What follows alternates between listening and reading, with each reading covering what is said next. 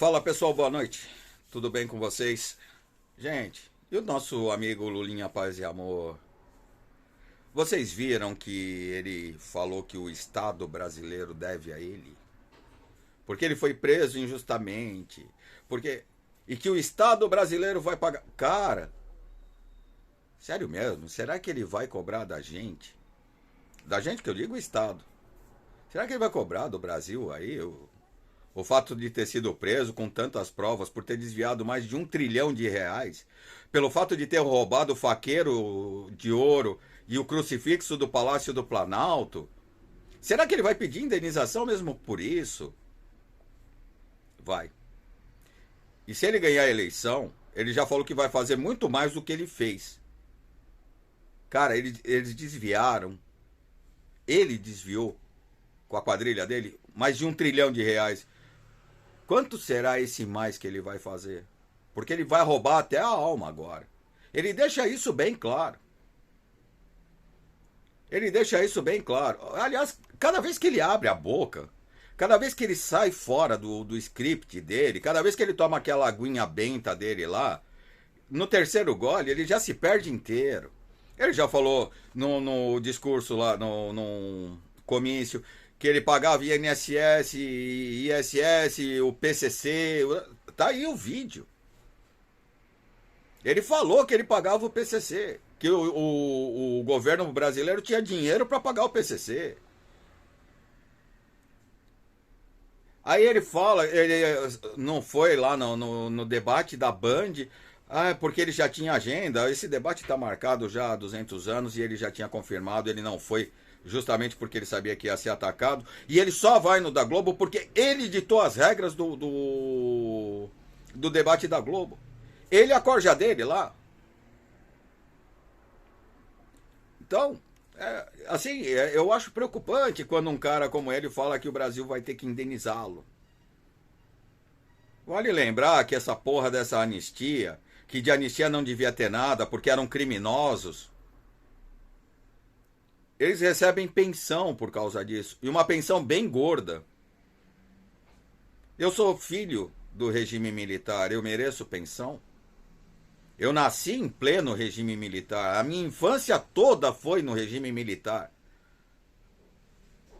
Aliás, até a minha adolescência foi no regime militar. Então eu mereço indenização?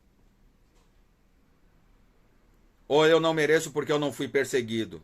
Mas eu não fui perseguido porque eu estudava. Eu não fazia greve. Eu não quebrava escola. Eu não botava bomba em pontes. Eu não matava soldados na porta da casa deles. Então aí eu não mereço a indenização? Eu sou filho da ditadura. Imagina só como a minha infância foi traumática. Eu sou filho do regime militar.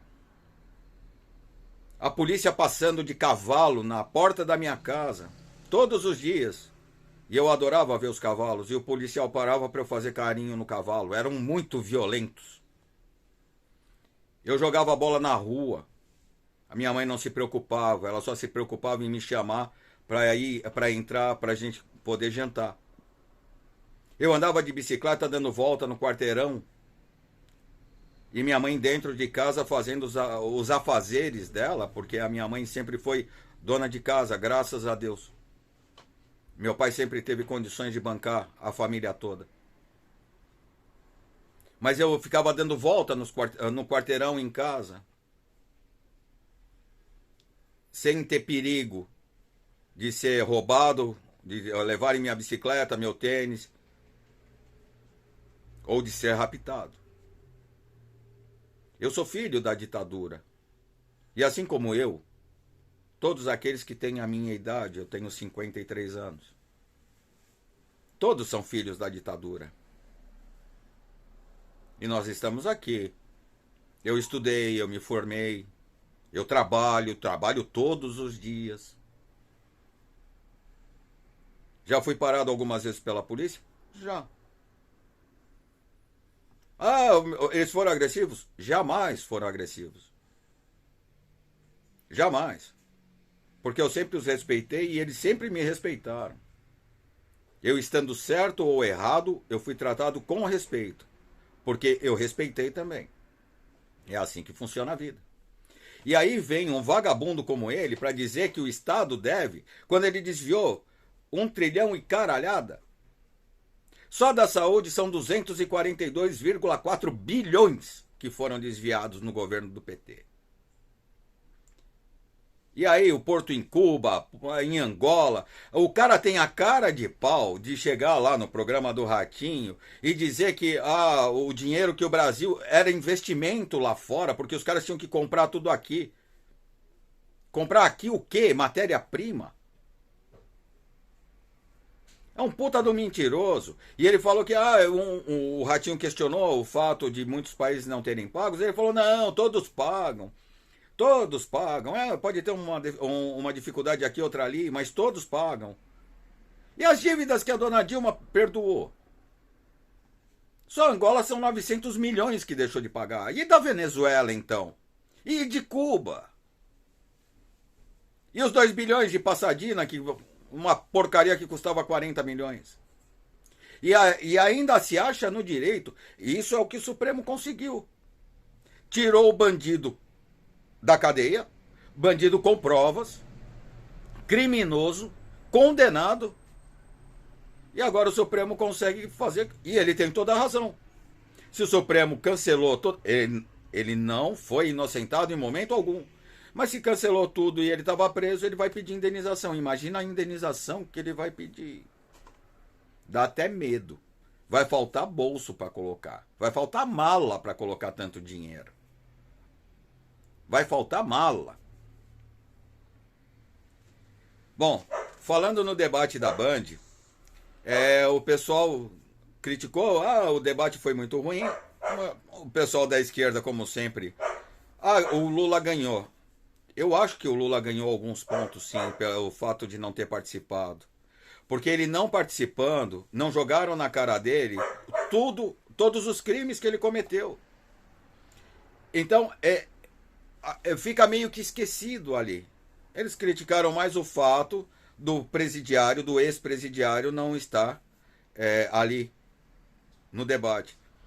Mas na hora de imputar os crimes dele, daí fica difícil você falar quando o cara não está. Então, a pontuação que ele ganhou foi essa daí. Quem deu show, pra mim, quem deu show no debate, foram todos eles, à exceção daquela loira bolsonarista lá, não sei nem o nome daquele inferno lá. Ou não cutuque a onça com a sua vara curta. E aí ela deu de presente pro Bolsonaro uma atitude que todo mundo esperava diferente. Ele simplesmente ignorou. Ela fez de propósito, ela foi para provocar, obviamente, para que ele voltasse em cima dela, e aí saíssem dizendo por aí que ele é misógino, tá vendo, só ataca a mulher, tal, não sei o quê. Se sou eu, ela ia levar a resposta, eu tô pouco me lixando para aquilo que iam pensar. Mas eu não sou candidato a presidente da República, ele é. Mas ele ganhou nota 1000, porque quebrou a narrativa. Aí virou meme. A sua vara curta, a sua vara... Mas também já morreu. Em 2 dias desapareceu o meme. Se ele tivesse respondido para essa qualquer aí, o que estaria acontecendo hoje com ele? Então ele deu show. Gostei da posição do Ciro. Assim, eu sempre fui contra o Ciro pelas ideias dele. Eu acho ele extremamente radical. Eu acho ele mais radical do que o Lula, inclusive.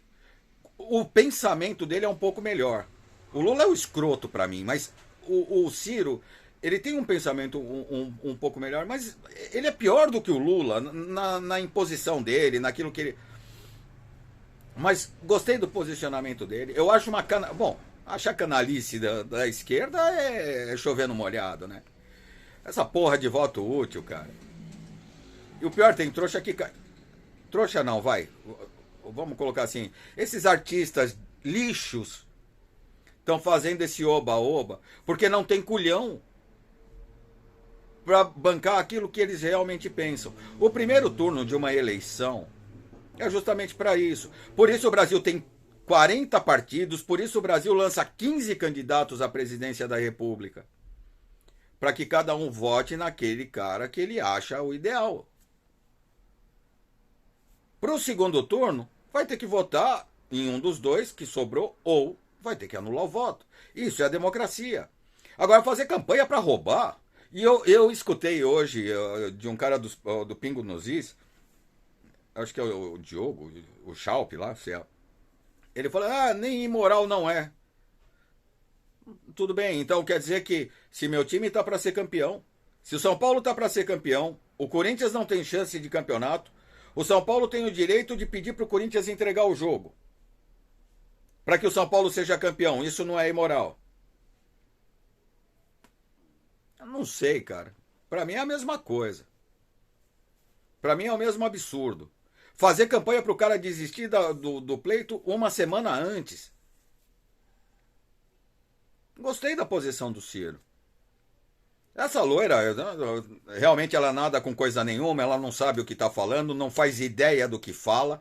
A única frase que vai ficar para a posteridade, o dia que ela morrer, vai estar lá na lápide dela, não cutuque a onça com a sua vara curta. É isso que ela vai carregar o resto da vida dela. Olha, ficou famosa por uma frase. A Simone Tebet é aquilo, levou um cacete daquele padre, que eu não sei nem de onde surgiu aquilo lá. Mas aquele padre foi sensacional. Aquele padre foi sensacional. Porque ele desmascarou todo mundo, jogou todo mundo. Ele literalmente jogou a merda no ventilador. Tá todo 5 contra 1, por quê? Aliás, 5 contra 1 é sugestivo.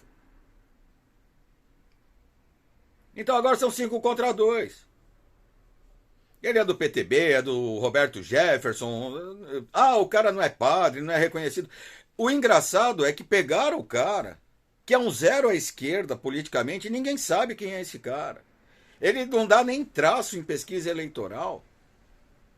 E aí passaram 3 dias falando desse cara, porque ele não é padre, porque ele é da se ele tivesse se apresentado como sei lá como é que chama, um bispo de igreja evangélica, qualquer coisa assim, ainda poderiam questionar, porque a igreja evangélica ela tem um público, uma quantidade de fiéis muito grande no Brasil. A igreja ortodoxa ela é uma igreja muito restrita. Não que não tenha, tem muitos ortodoxos no Brasil, mas se você comparar com os crentes, com os evangélicos, ela não representa quase nada. E tão preocupado porque o cara se apresentou. Porque o cara se apresentou como padre, o cara não é padre, beleza, vai lá e processa o cara. Caça a candidatura dele.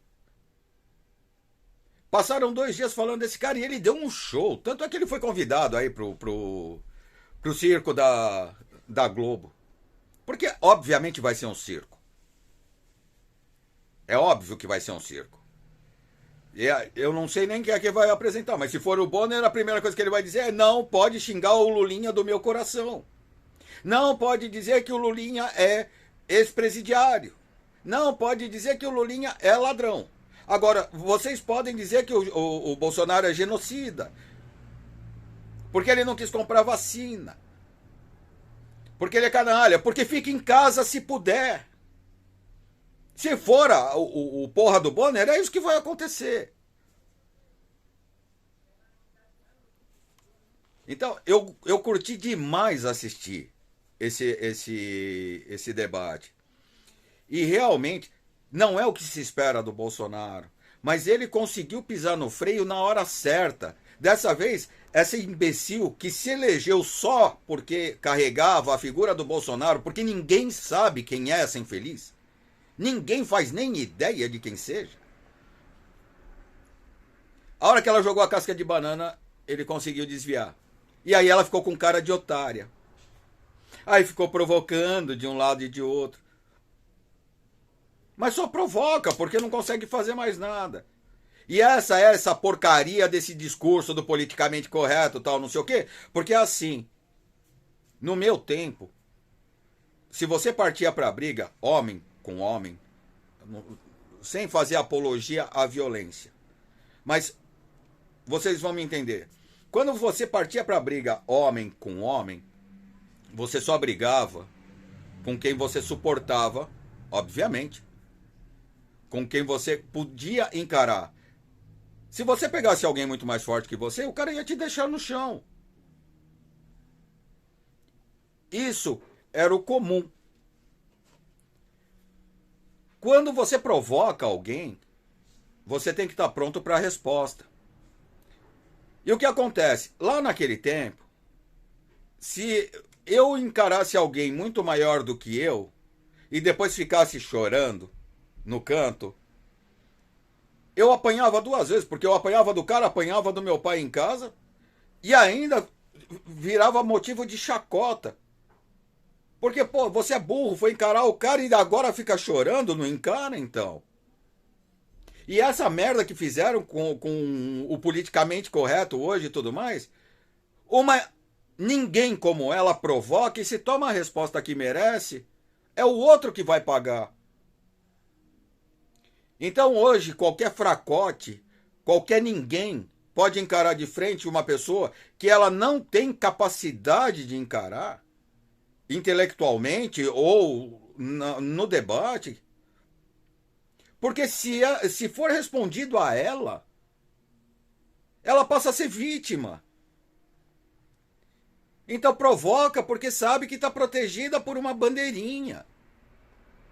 Está protegida pela imprensa. Por que ninguém falou nada quando o Ciro virou para aquela outra repórter lacradora imbecil que ela era uma vergonha para o jornalismo, assim como o Bolsonaro falou?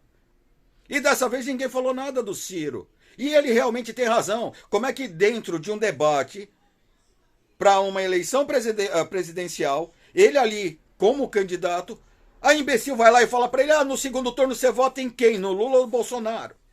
Peraí, porra, eu tô concorrendo. Que raio de pergunta é essa? Que pergunta imbecil é essa? E ninguém falou nada, não saiu nada na imprensa que ele foi agressivo, que ele foi misógino, que foi isso, foi aquilo. E ele fez o certo. Foi o tapa com luva de pelica. Então, nesse debate da Band, realmente, os caras tentaram lacrar, os entrevistadores tentaram lacrar, tal, não sei o quê. E olha, os jornalistas que perguntaram mostram que não são absolutamente nada. Gente, pra gente fechar o vídeo. Alexandre de Moraes decretou que agora artista está acima de você. O cara, por ser artista, ele está num patamar acima de você que ele não pode ser ofendido. Porque faz parte da cultura nacional. A cultura nacional é você tocar birimbau na praça e dançar lá, jogar capoeira. Esses artistas globais, eles são a escória. Eles são a escória da cultura brasileira. Isso daí é o lixo da cultura brasileira.